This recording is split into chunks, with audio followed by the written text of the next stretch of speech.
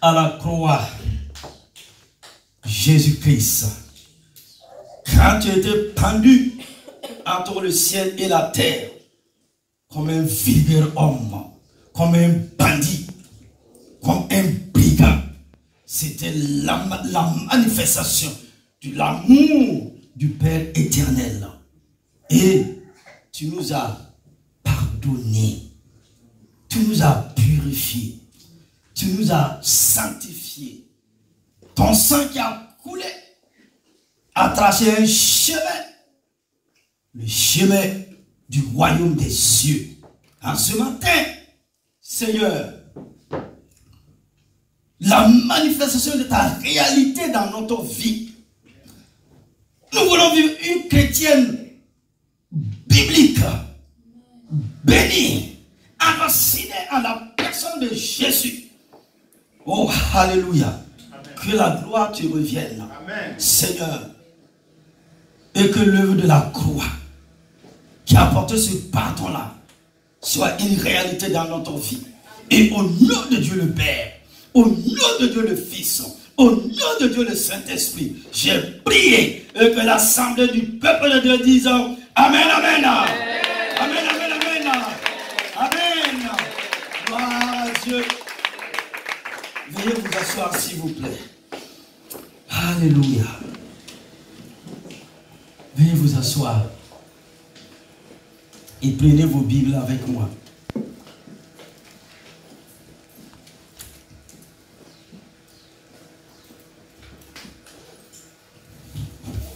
Quand je vais vous demander de réciter ce verset, vous êtes d'accord avec moi? Suivez-moi. Jean 3, 16.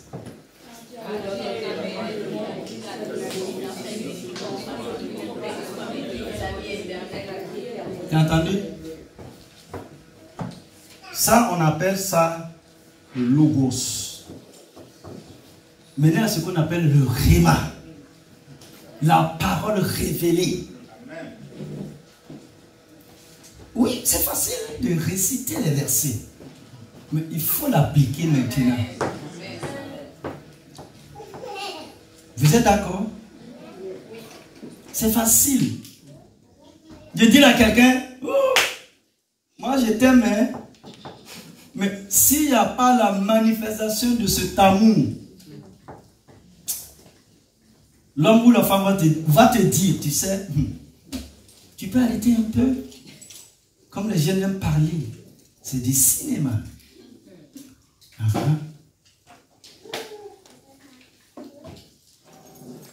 Le plein évangile de Jésus-Christ.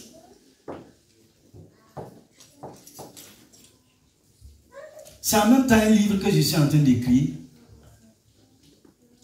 C'est un thème. Les gens se sont toujours posé la question.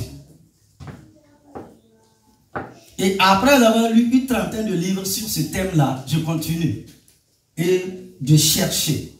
C'est la route du pardon et de l'amour. La route du pardon et de l'amour.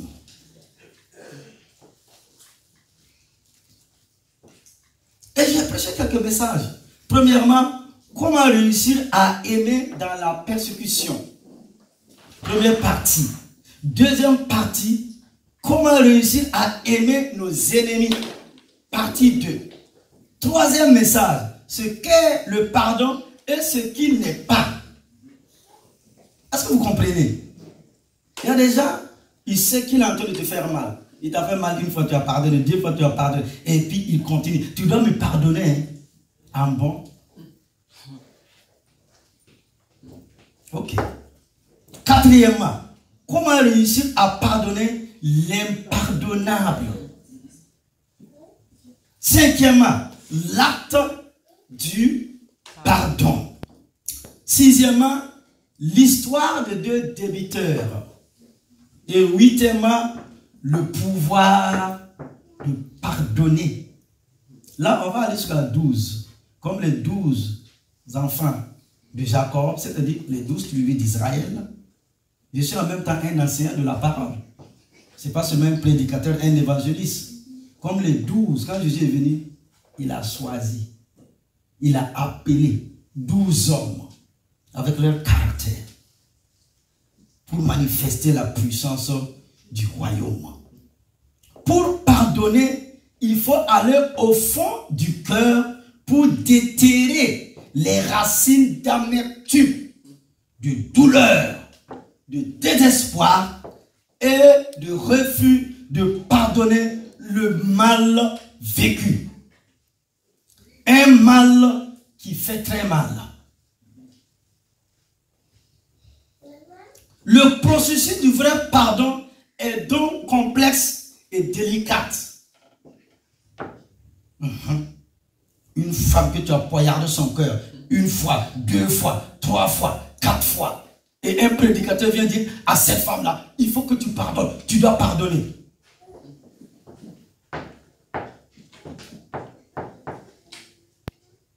C'est facile, hein, si tu n'as pas vécu. Et si tu n'as pas compris le sens profond du pardon.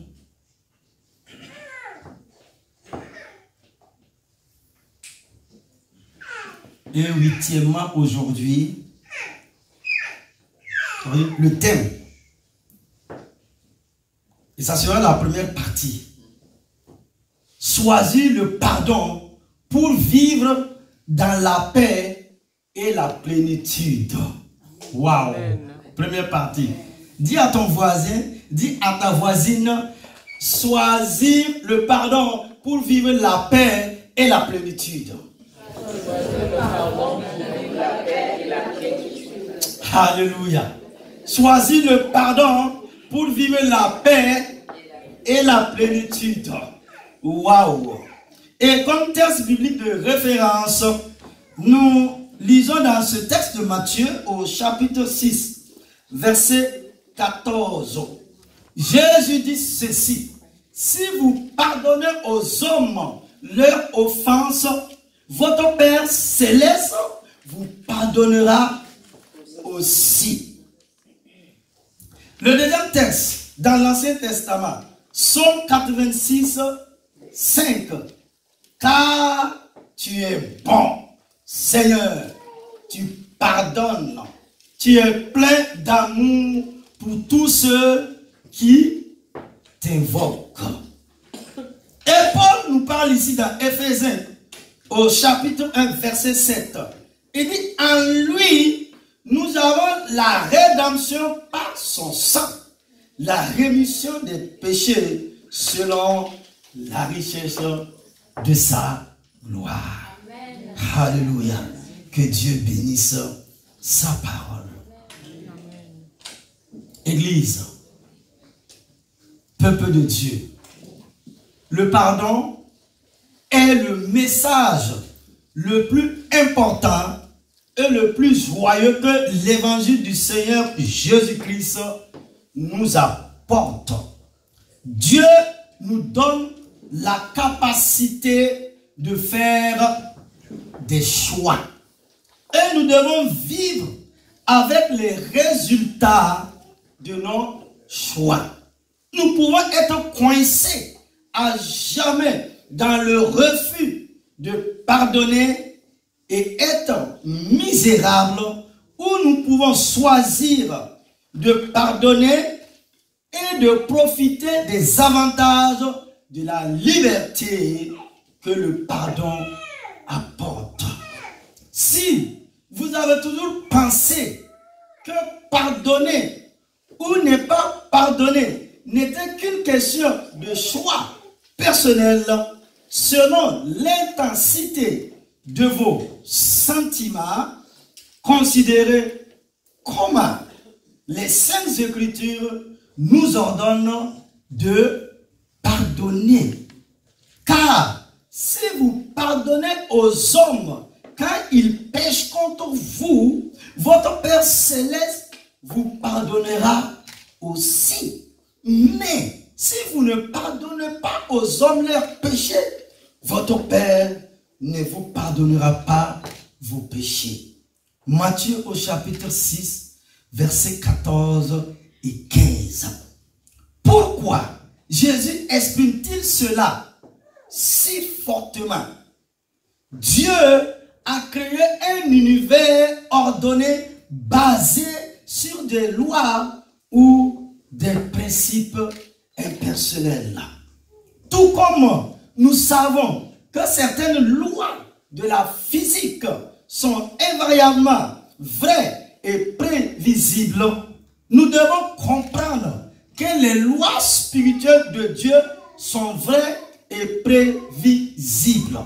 Ne serait-il pas insensé que nos législateurs se réunissent et décident d'abroger la loi de la gratuité? Ils pourraient voter à l'unanimité pour éliminer la gravité de l'existence, mais si cela ne changerait absolument rien à la façon dont les planètes tournent autour du soleil ou à la façon dont nous sommes maintenus à la Terre et empêchés d'être projetés dans l'espace par la force centrifuge de la rotation de la Terre. La réalité d'un domaine parallèle de lois spirituelles immuables est aujourd'hui rejetée par de nombreuses personnes qui préféreraient fonder un comportement éthique sur des valeurs relatives laissées à l'interprétation de chacun. L'histoire seule devrait nous démontrer que des principes tels que ceux énoncés dans les 10 commandements de Dieu donnés à Moïse sont des pierres angulaires du comportement humain, c'est-à-dire des fils des hommes. Comme l'aurait dit le célèbre réalisateur Cecil B.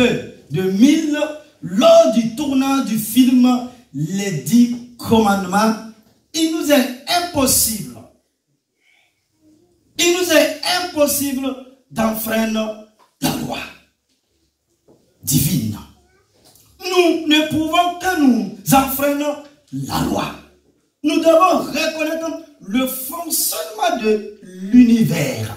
Nous récolterons ce que nous sémons. Le principe de s'aimer et de récolter est l'une des lois absolues de l'Éternel Dieu. Si nous sémons le jugement, nous récolterons le jugement. Si nous sémons la bénédiction, nous récolterons la bénédiction. Si nous sémons le non-pardon, nous récolterons le même. Ce n'est pas l'intention de Dieu de nous punir par cette norme. Au contraire, il nous aime tellement qu'il veut que nous comprenions comment l'univers fonctionne, afin que nous n'ayons pas à récolter à l'improviste.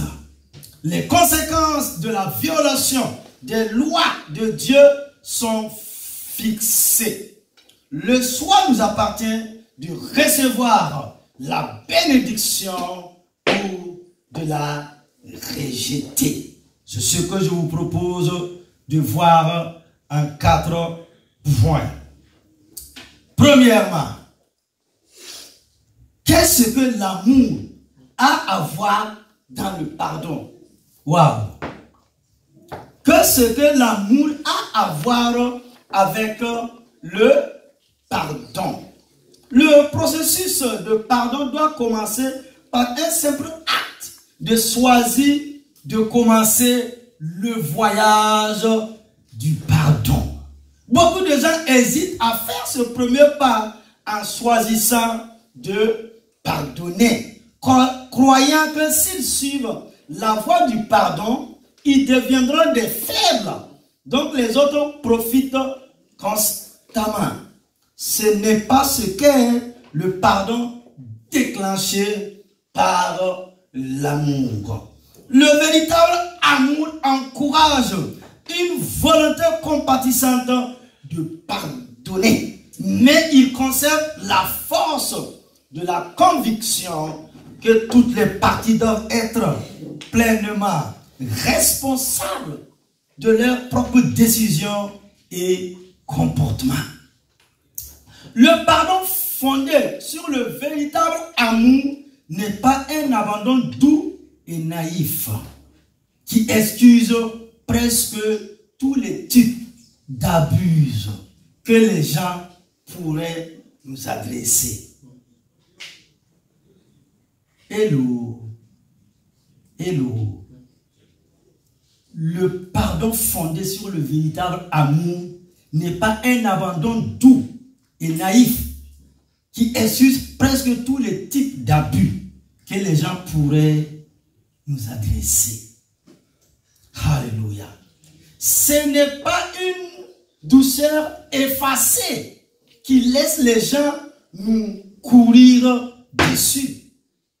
Le véritable amour libère un pouvoir intérieur qui nous permet de prendre cette décision risquée de choisir de pardonner. Nous pourrons ainsi faire face à la dynamique de travailler à travers ce qui peut être une expérience douloureuse de concession mutuelle. Un enseignant de la loi a demandé un jour à Jésus quel était le commandement le plus important.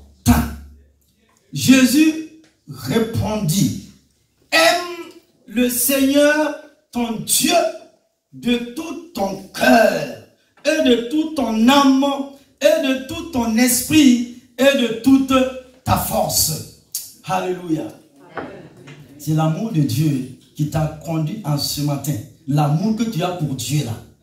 Hein? Malgré cet été là, il fait chaud là. C'est cet amour, l'amour que tu as pour Dieu dans ton cœur là, qui t'a conduit à venir l'adorer. Acclame Dieu pour ta personne là.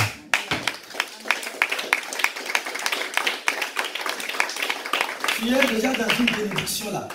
Suis-moi attentivement. Toi, tu es dans une bénédiction. Claire et nette. Jésus continue. Le second est celui-ci. Aime ton prochain comme toi-même. Il n'y a pas de commandement plus grand que ceci. Le grand enseignant, Jésus. Marc au chapitre 12, versets 30 et 31. Si nous aimons notre prochain correctement, l'implication du commandement de Jésus est que nous devons aussi nous aimer nous-mêmes. S'aimer soi-même ne veut pas dire veiller égoïstement à ses propres intérêts au détriment des autres. Cela signifie prendre soin et rechercher la nourriture la plus saine possible pour nous-mêmes et se soucier du bien-être des autres au même degré. Un amour propre, sain, repose sur le respect de soi. Et nous devons nous garder d'excuser tout comportement ou attitude chez les autres qui compromettront notre intégrité personnelle ou mettraient en péril la leur. Le respect de soi exige que nous discernons les limites appropriées et fixons des limites à la qualité de mauvais traitement que nous accepterons de la part de ceux qui sont irréfléchis ou qui seraient cruels. Des expressions saines d'amour ne permettront pas d'assumer le blâme pour les torts que les autres commettent ou de tolérer stoïquement un comportement destructeur en supposant qu'ils ne peuvent pas céder eux-mêmes.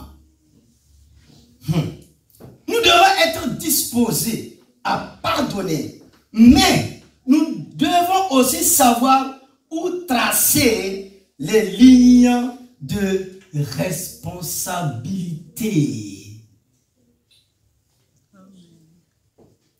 Au nom de l'amour, nous n'avons pas à accepter passivement la déloyauté d'amis de confiance. la trahison de notre conjoint, les abus de nos enfants ou la tromperie de colère professionnelle. Alléluia.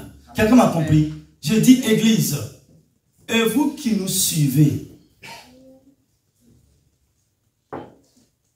au nom de l'amour,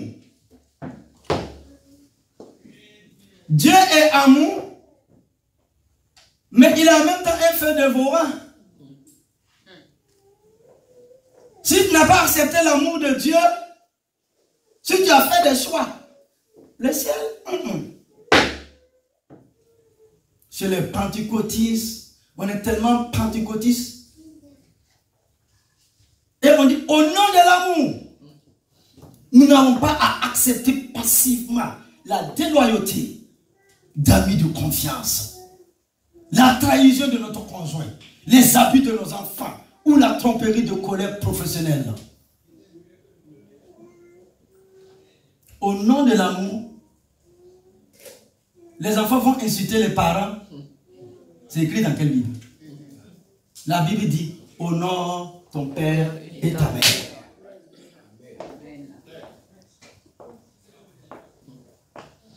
Je vais parler aux femmes aujourd'hui. Honore les mamans. 9 mois, elle a souffert.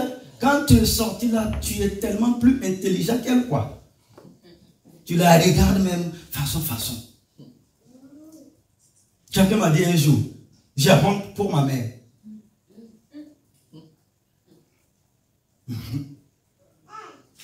J'ai dit, oh que c'est bien. Mais j'ai répondu avec sagesse. Il dit, ma maman, c'est une petite femme. Elle n'est pas allée à l'école un jour. Je l'apprécie. Je l'aime bien. Il dit, si tu parles mal à ma mère, là, si tu touches à ma mère, là, je vais gratter ta peau. Il a gratté sa tête. Puis il est parti. Maman, on respecte maman. À la rentrée, je vais parler aux jeunes gens là. Vous allez faire vaisselle. Vous allez nettoyer la maison. Vous allez laver les assiettes. Amen. Si maman dit de rester à la maison, tu dois rester à la maison. Au dehors, il n'y a pas de vie. Et on continue.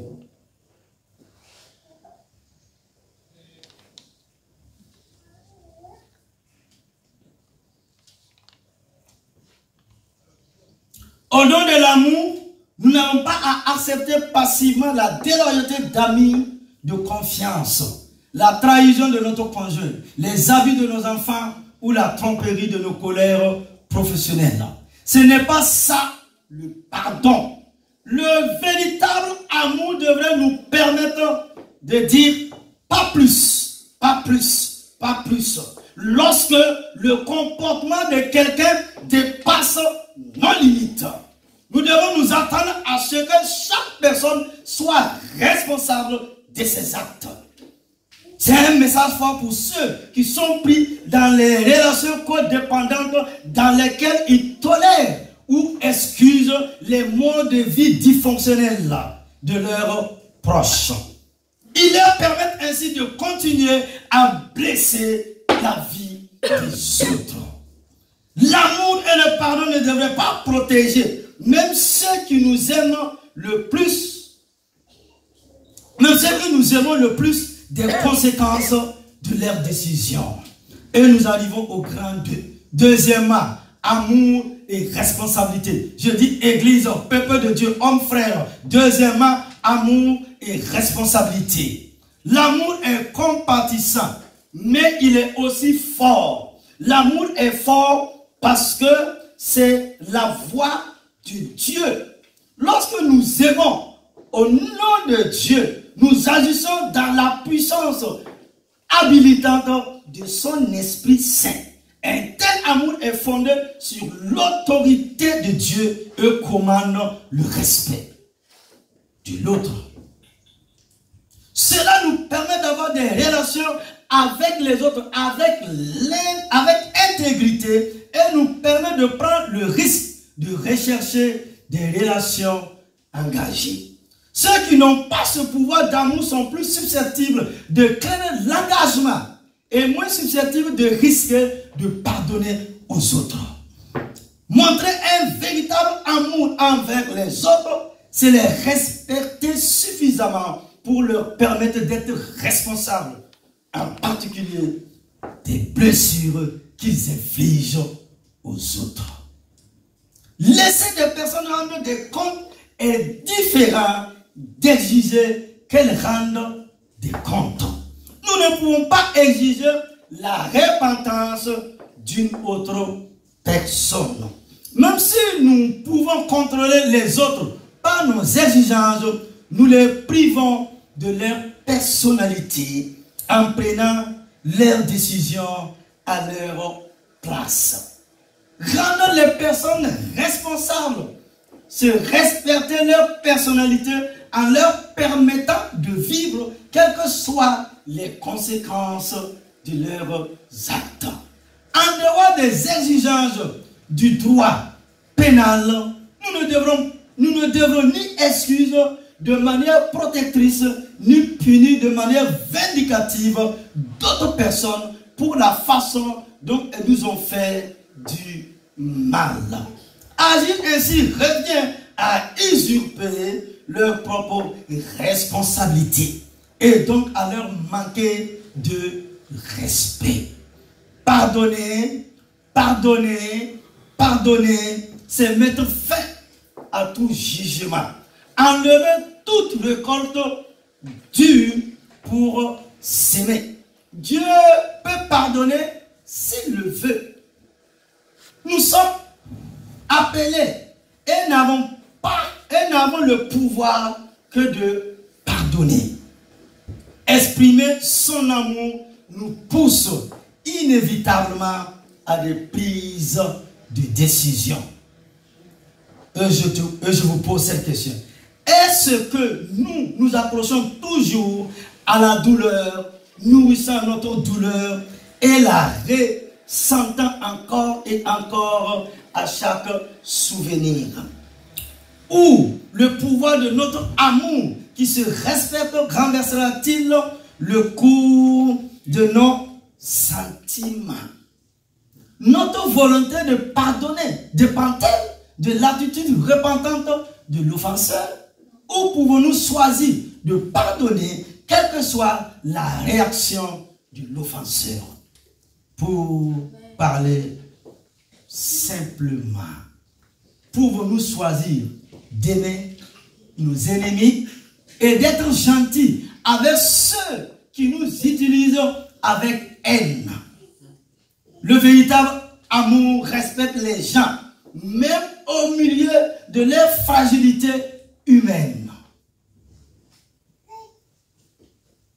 Lorsque l'amour restaure le respect de soi en traçant des lignes claires de tolérance et en plaçant honnêtement la responsabilité à sa place, le pardon devient plus une possibilité.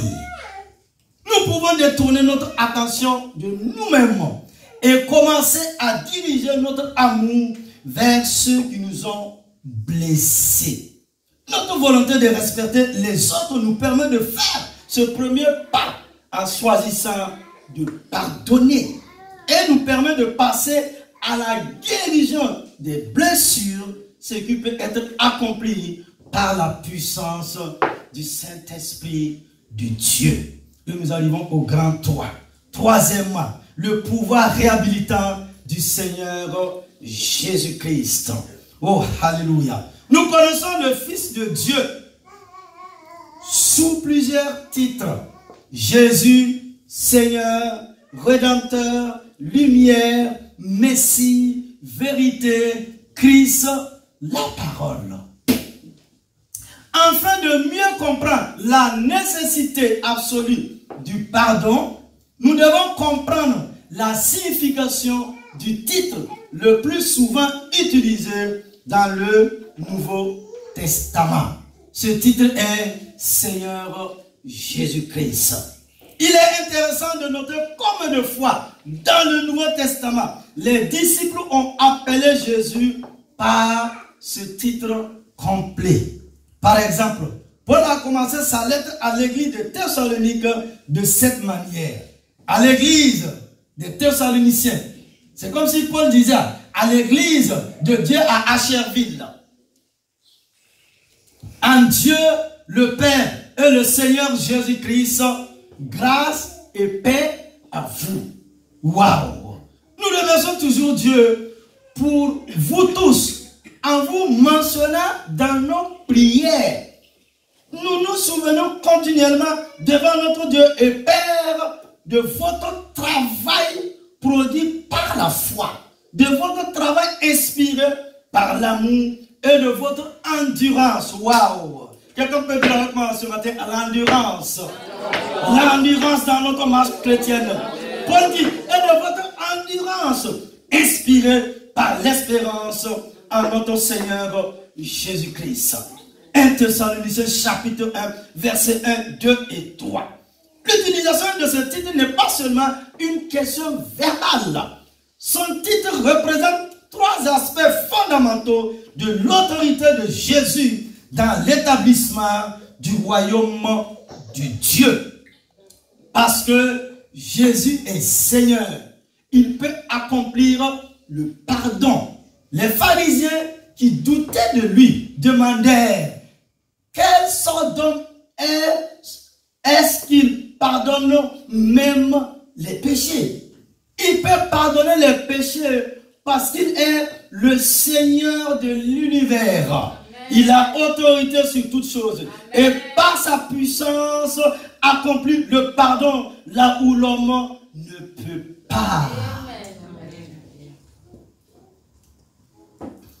Parce que, deuxièmement, le Christ est Jésus, le Fils de l'homme. Il est devenu le sacrifice nécessaire pour accomplir le pardon. Bien qu'il soit le Fils de Dieu, il était aussi un homme à part entière qui a souffert, est mort sur la croix et a été enseveli, prenant sur lui tout le poids du péché de l'humanité. Pourtant, il a vécu la mort en ressuscitant de la tombe, offrant le salut et la vie éternelle à ceux qui croient en lui comme leur sauveur et Seigneur. Troisièmement, parce que Jésus est le Christ. Oh, alléluia. Loin de Dieu.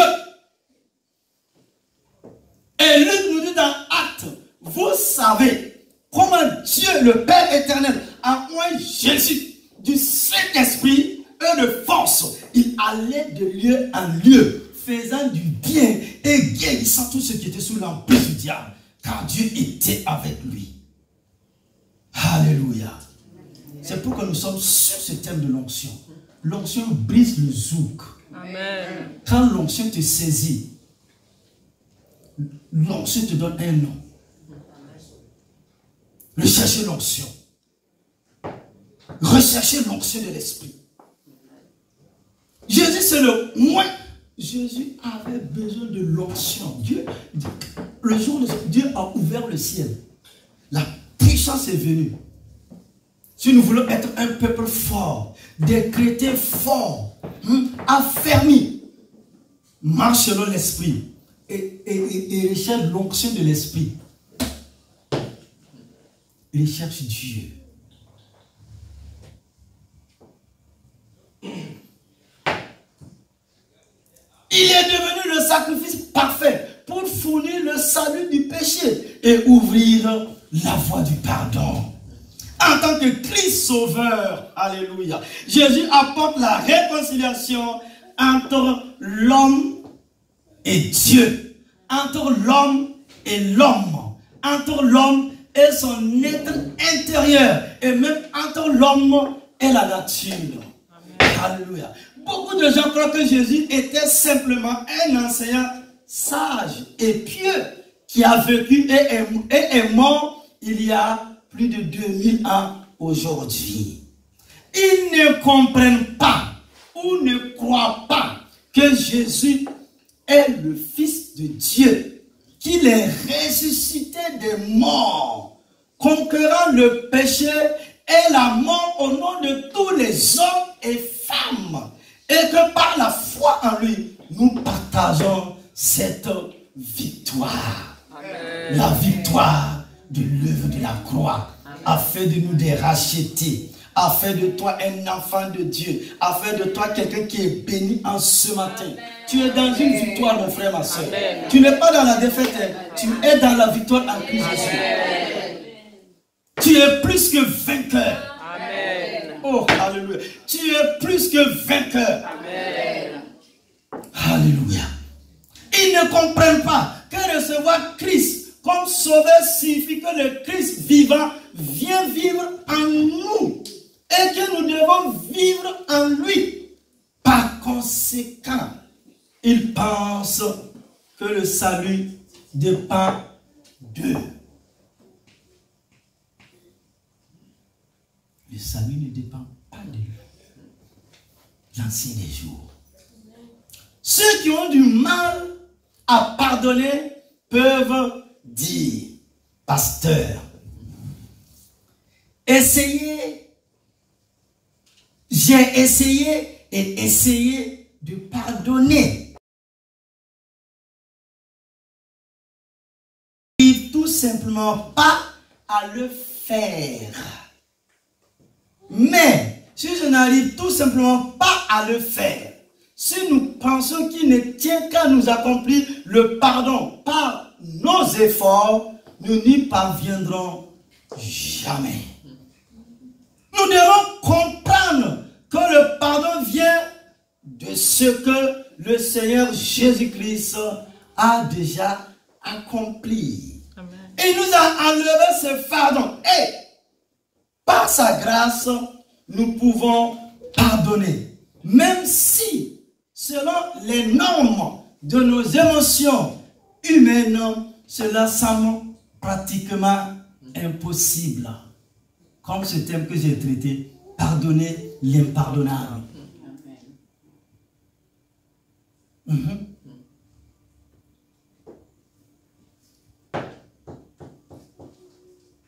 Alléluia. Quatrièmement, et dernier point, pour terminer. Que Dieu bénisse ceux et ceux qui prennent le notes. Toute la semaine, là, tu dois mettre en application ce que tu apprends chaque dimanche. Je veux que tu sois bien. Si tu es bien, si tu es heureuse, heureux, si tu es béni, le royaume de Dieu a gagné. Amen. Aime la parole. Ça va te délivrer. Quand tu as la connaissance là, les gens ne peuvent pas venir te manipuler. Un exemple, celui ou celle qui a fait le droit, tu n'as pas fait le droit. Quand tu vas venir là, tu ne peux pas manipuler ces genre de personnes là. Au fait, quand tu es en train de parler, la personne t'analyse, il te regarde et il voit que vraiment tu es baba quoi. Tu peux pas, oui tu es baba, tu ne peux pas le voir là. Parce qu'il a la connaissance. Il va faire les articles, même on va t'amener à quelque part. Tu vas comprendre. C'est ça la révélation de la connaissance. Les peuples qui n'ont pas la connaissance, on les a dominés, sans parler, sans bruit. Vous êtes d'accord avec moi? Lisez les annales de l'histoire. Et puis après, il se plaint, il crie. Vous êtes d'accord avec moi? Quelqu'un qui a fait CM2, qui a le certificat d'études primaires, n'a pas fait le collège, n'a pas fait le lycée. Hein? Et quelqu'un qui a bac plus 5.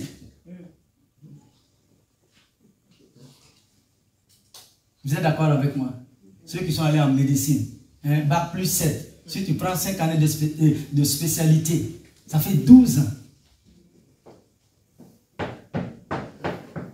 Comme disait un de mes amis, ça peut pas être de la même pareille. Vous êtes d'accord avec moi?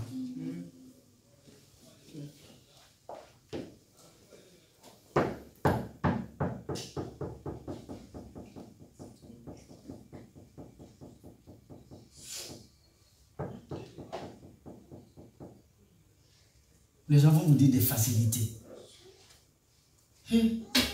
Demande à la femme, demandez à la maman qui a fait les enfants là. 9 mois là.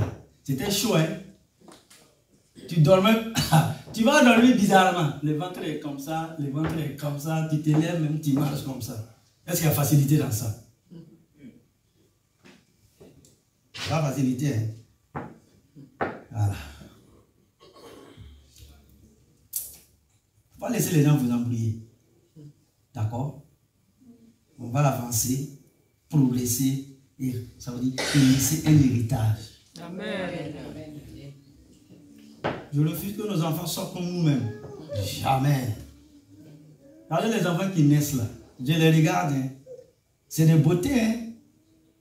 Donc chaque jour, c'est des beautés, voilà. C'est ça qui est bien. Quelqu'un peut dire Amen. Amen. Dis Amen, Amen, Amen. Amen, Amen, Amen. Ceux qui veulent des jumeaux, recevez. Des triplés, recevez. 4 enfants, recevez. Au nom de Christ Jésus. Amen. Alléluia. Quatrièmement, le travail quotidien central d'un chrétien. Le pardon vraiment donné. Oh, alléluia. C'est un travail de tous les jours. Le pardon vraiment donné. La chose difficile à propos du pardon est que nous pensons souvent que nous avons pardonné alors. Quand en réalité, ce n'est pas le cas. La plupart des gens ne sont pas conscients et n'admettront pas facilement s'ils sont conscients qu'ils n'ont pas pardonné aux autres. Nous donnons du bout des lèvres le fait d'avoir pardonné. Mais ensuite, nous gardons de la rancune, de la colère et de la haine dans nos cœurs.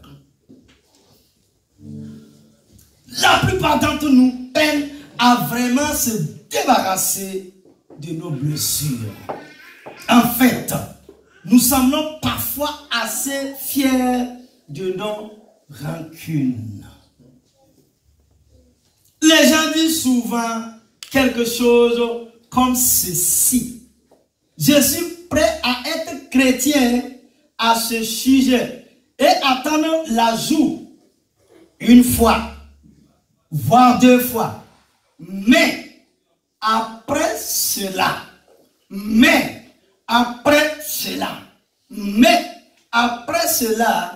il ferait mieux de faire attention. Sinon, ça va baver. Il ferait mieux de faire attention. Hein? Ou peut-être, pour justifier la colère et le refus de pardonner, il pourrait dire: je serai prêt à lui pardonner une erreur honnête. Mais il voulait me blesser. Il a fait exprès. C'est fomenté, c'est préparé et envoyé. La colère et le non-pardon détruisent la vie.